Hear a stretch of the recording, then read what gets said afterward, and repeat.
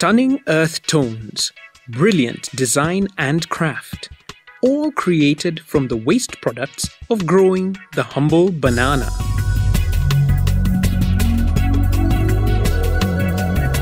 Eterera Designs has been producing banana leaf sculptures for close to half a century. The small workshop just outside Nairobi churns out numerous designs with great skill and precision. What looks like the trunk of a banana tree is actually a pseudo-stem, made largely of fleshy leaf sheaths. The external leaves and sheaths dry over time under the main resources used in production.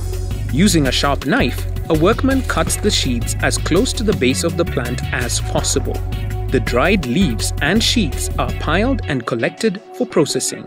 The actual dried leaves are not as attractive as the sheaths and are only used for stuffing.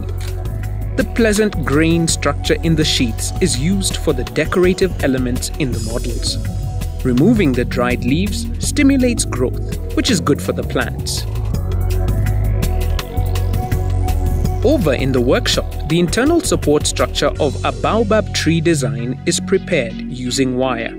The workman bends the wire into a circular base.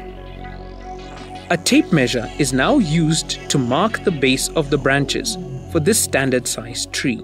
He fashions the trunk of the tree and bends loops at the top end for the branches. The end of the wire is then secured. The base of the tree is layered first with a strip of banana leaf sheath. The workman is careful to cover the entire metal structure, and the remainder is tied at the bottom of the trunk. A thin stick is then selected and joined to the trunk of the tree, first with the remaining strip from the base. A banana leaf is selected and blades torn off from the midrib. This is then used to continue securing the stick to the trunk of the model. The leaves are wrapped with strips of sheath and the process repeated to thicken the trunk. The stick is broken off at the base of the branches. The workman takes a large sheath and splits it into thinner strips. He then bends the metal branches and begins to wrap them at the base.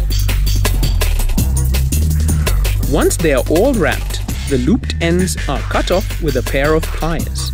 The individual wires are now split and each wrapped. He continues to thicken the trunk with various parts of dried leaves and sheaths.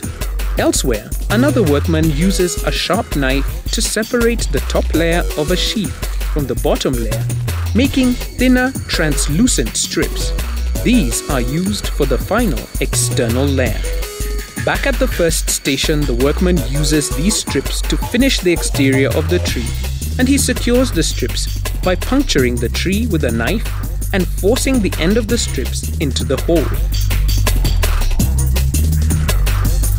With the aid of a large needle, the workman sews a thin translucent strip into the base, leaving a small loop.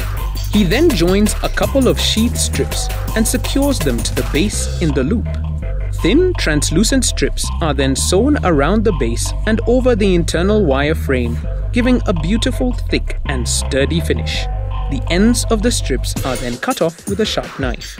Each branch is bent into place and receives the characteristic twist, about 2/3 the way from the trunk. The entire model receives a coat of varnish to elevate the surface sheen.